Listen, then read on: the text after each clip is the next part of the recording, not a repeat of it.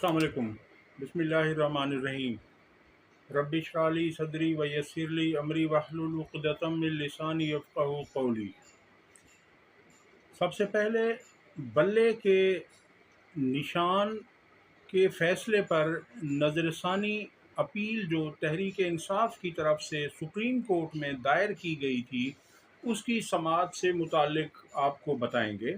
इसके अलावा 3-4 ख़बरें मज़ीद भी हैं, वो भी आपके सामने रखेंगे। सबसे पहले बल्ले का निशान वापस लिए जाने के ख़िलाफ़ जो फ़ैसला था उसकी नज़रसानी दायर की गई थी।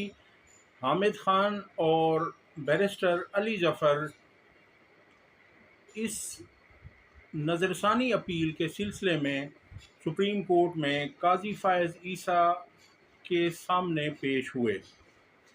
वाज़ेह है कि ये 3 रुकनी बेंच था जिसमें काज़ी फ़ायज़ ईसा सरबराही कर रहे थे और उनके साथ जस्टिस मोहम्मद अली मज़हर और जस्टिस मुसर्रत हिलाली साहिबा इस बेंच का हिस्सा थी। आपको याद होगा कि इस बेंच ने ये फैसला दिया था कि तहरीक इंसाफ को बल्ले का निशान नहीं दिया जाएगा और उसके बाद काज़ी फ़ायज़ ईसा ने तो कहा कि मैंने ये नहीं कहा था, मेरे फ़ैसले को गलत इंटरप्रेट किया गया, मेरे फ़ैसले की गलत तशरीह की गई। हमने फ़ैसले में कहीं ये नहीं कहा था कि तहरीक इंसाफ से बल्ले का निशान ही वापस लिया जाए। ये सब इलेक्शन कमीशन ने किया है और इलेक्शन कमीशन हमारे फैसले को समझ नहीं सका, जिस पर इलेक्शन कमीशन ने भी बयान दाग दिया था और उसका कहना था कि हमने बिल्कुल सही तशरीह की है और हमने कोई गलत तशरीह नहीं की। बहरहाल उस फैसले पर ये नज़रसानी अपील थी। उसूली तौर पर तो काज़ी फ़ायज़ ईसा को इस अपील में बैठना नहीं चाहिए था और इस अपील को अपने जाने से पहले लगाना ही नहीं चाहिए था, क्योंकि ये निहायत अहम तरीन अपील थी। और अमूमन ये होता है कि जो जाने वाला चीफ जस्टिस है वो ऐसे अहम केसेस अपने सामने लगाता नहीं है, लेकिन चूंकि काज़ी फ़ायज़ ईसा ने आला अदलिया को मुकम्मल तबाह करके छोड़ने का मुसम्मम इरादा कर रखा है, पुख्ता इरादा कर रखा है, पक्का इरादा कर रखा है, इसलिए वो कोई कसर अदलिया में छोड़ कर जाना नहीं चाहते।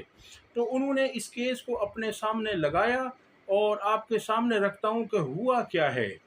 उसमें है कि सुप्रीम कोर्ट में पीटीआई इंट्रा पार्टी इलेक्शन फैसले के खिलाफ दायर नज़रसानी दरख्वास्त पर समाअत हुई, जहां चीफ जस्टिस काज़ी फ़ायज़ ईसा की सरबराही में 3 रुकनी बेंच ने समाअत की।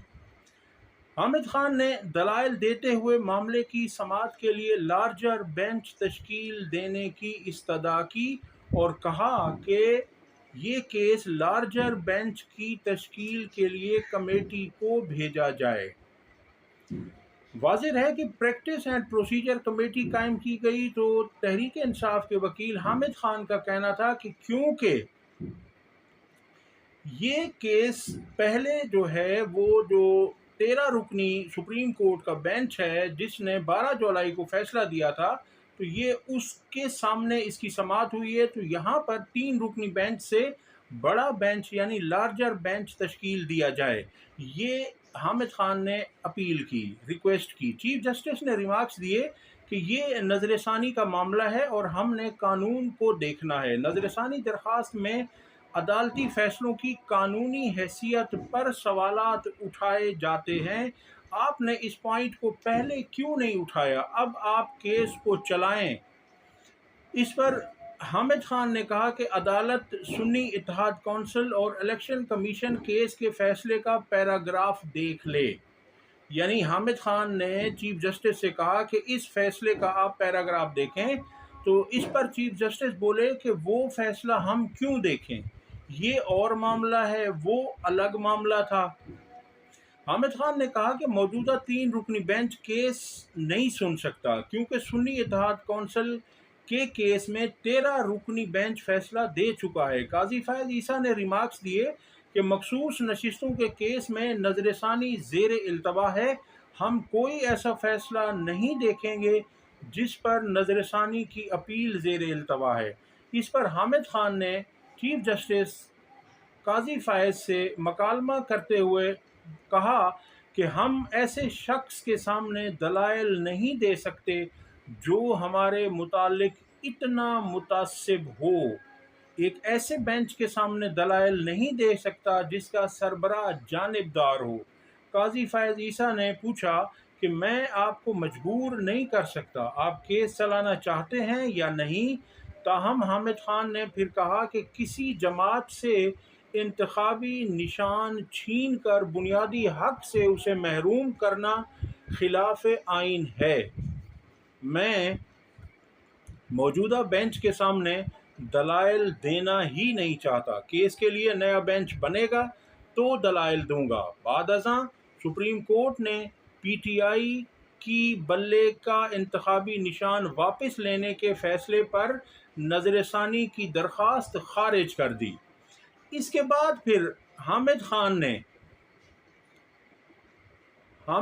نے چیف جسٹس سے کہا کہ آپ اگر یہ فیصلہ لکھوا رہے ہیں تو اس فیصلے میں آپ یہ بھی لکھ دیں، کیونکہ قاضی فائز عیسیٰ نے فیصلے میں لکھوایا کہ تحریک انصاف کے وکیل حامد خان اس کیس کو چلانا ہی نہیں چاہتے، انہوں نے کوئی دلائل اس میں اپنے کیس کے حق میں نہیں دیے۔ تو اس پر پھر حامد خان نے کہا کہ آپ فیصلے میں یہ بھی لکھوا دیں کہ میں نے یہ دلائل کیوں نہیں دیے اور میں نے کیا کہا، یعنی ان کا کہنا تھا کہ میں نے جو کہا ہے کہ آپ متعصب جج ہیں، یہ چیز بھی آپ لکھیں کہ آپ نے ہمارے حق میں کوئی بھی فیصلہ نہیں کیا۔ تو اس پر چیف جسٹس نے کہا کہ ہم آپ کی ڈکٹیشن نہیں لیں گے، یعنی ہم آپ کے کہنے پر نہیں چلیں گے کہ آپ جو کہیں ہم وہ لکھوا دیں۔ تو یہ انہوں نے کہا ہے اس میں، اور اس پر پھر فوراً ہی قاضی فائز عیسیٰ نے تحریک انصاف کی نظر ثانی اپیل کو خارج کر دیا۔ اگلی خبر آپ کے سامنے رکھتے ہیں، اور وہ خبر ہے اڈیالہ جیل سے کہ اس نااہل نکمی بزدل حکومت نے پھر اڈیالہ جیل میں قیدیوں سے ملاقاتوں پر پابندی میں مزید توسیع کر دی ہے۔ پابندی کا اطلاق عمران خان سمیت تمام قیدیوں پر ہوگا۔ ملاقاتوں پر پابندی تا حکم ثانی رہے گی، یعنی ابھی انہوں نے اس دفعہ یہ کیا ہے کہ کوئی دن متعین نہیں کیے، یہ نہیں بتایا کہ کتنے دن تک یہ پابندی رہے گی۔ ان کا خوف آپ دیکھیں کہ انہوں نے جس طرح کی آئینی ترامیم کروانی تھیں یہ وہ بھی کروا چکے، اس کے باوجود انہیں عمران خان سے ملاقات کرنے کا اتنا خوف ہے کہ وہ کہیں ایسا حکم نہ دے دیں، کیونکہ انہیں پتہ ہے کہ وہ جو حکم دیں گے کارکنان اور عوام اس حکم پر لبیک کہے گی۔ اس لیے اب انہوں نے عمران خان کے ساتھ ساتھ باقی مقید تمام اڈیالہ جیل کے قیدیوں پر بھی ملاقاتوں پر پابندی لگا دی ہے۔ آپ ان کی بہادری دیکھیے، آپ ان کے کارنامے دیکھیے۔ عیسیٰ نقوی کہتے ہیں کہ بیرسٹر علی ظفر نے ترامیم پاس ہونے کے بعد کرسی پر جا کر اسحاق ڈار کو مبارکباد دی اور بغل گیر ہوئے۔ ان کا کہنا ہے کہ یہ حیران کن منظر تھا، یہ واقعی تحریک انصاف کے لیے بھی اور پاکستانی عوام کے لیے بھی نہایت حیران کن منظر تھا، کیونکہ بیرسٹر علی ظفر اس قدر خوش دکھائی دے رہے تھے کہ وہ فرداً اسحاق ڈار سے ملنے کے بعد بھی وہ جمعیت علماء اسلام کے سینیٹرز کی طرف بھی گئے اور انہیں بھی بغل گیر ہو کر مبارکباد دی۔ اور آپ کے سامنے رکھتا چلوں کہ شیر افضل خان نے گفتگو کرتے ہوئے کہا کہ ہمارے 5 لوگ بکے ہیں اور 4 لوگوں کو ریزرو میں رکھا گیا تھا، یعنی ان کا کہنا ہے کہ ٹوٹل 9 لوگ تحریک انصاف کے بکے ہیں۔ ان کا کہنا ہے کہ میں نے باجوڑ میں جا کر مبارک زیب کی الیکشن کمپین کی اور عمران خان کے نام پر مبارک زیب کو ووٹ پڑا، لیکن اس نے پورے باجوڑ کا سر شرم سے جھکا دیا ہے۔ ان کا کہنا ہے کہ ہر ایم این اے کو तकरीबन 1 अरब के करीब रकम दी गई और तमाम एमएनएज पैसों पर बिके हैं। उनका कहना था कि पैसे आसिफ जरदारी ने अदा किए हैं।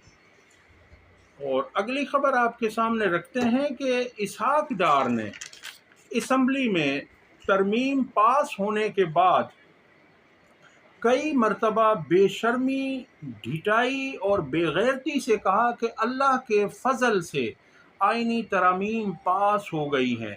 मतलब ये ऐसे नाजायज़ काम, ऐसा जुल्म करके, फस्तायत करके, पैसों से ख़रीद के, अगवा करके लोगों को उनके वोट लिए गए और फिर इसको नाम अल्लाह के फजल का दे रहे हैं। अल्लाह पाक ने किसी पर जुल्म करने से रोका है। इस तरह से चादर चार दीवारी के तकद्दुस का पामाल करना इस्लाम में मना किया गया। इनको नहीं पता, ये हर नाजायज़ काम करने के बाद ये कहते हैं कि अल्लाह के फजल से ये हुआ है। तो ये इनकी आप बेहयाई देखिए, सारी दुनिया को पता है, लेकिन ये क्या है कि वो खान साहब कहा करते हैं ना कि ये पक्के मुंह से झूठ बोलते हैं। ऐसा महसूस होता है कि इन जैसा कोई अल्लाह का बंदा है ही नहीं है। जिस तरह से ये इन्होंने माथे पे इनके मेहराब होते हैं, काम इनके शैतानों वाले होते हैं और लोगों को दर्स ये दे रहे होते हैं कि जी हम तो बड़े बाकिरदार हैं और हम तो हक और सच का साथ देते हैं और हमने तो कभी ऐसे काम नहीं किए। अब ये सूरत हाल है जी। और आगे जो है वो काजी साहब अब इस कदर बिनोट हुए हैं, इस कदर गुस्सा है उनको, क्योंकि उन्हें अब पता चल चुका है कि उनका खेल ख़त्म हो गया है, उनको इस्तेमाल किया गया है और इस्तेमाल करके अब उन्हें फेंक दिया गया है। तो इसलिए वो अब ये तमाम गुस्सा उनकी अदालत में आने वाले वकला पर वो निकालते हैं। अब देखते हैं कि आगे क्या होता है। इस आईनी तरमीम की जो नहूसत हमारे मुल्क पर मुसल्लत होगी, उससे हम आपको आइंदा आगाह करते रहेंगे। वीडियो पसंद आई हो तो इसे लाइक और शेयर करें और चैनल को सब्सक्राइब करें। अल्लाह हाफ़िज़।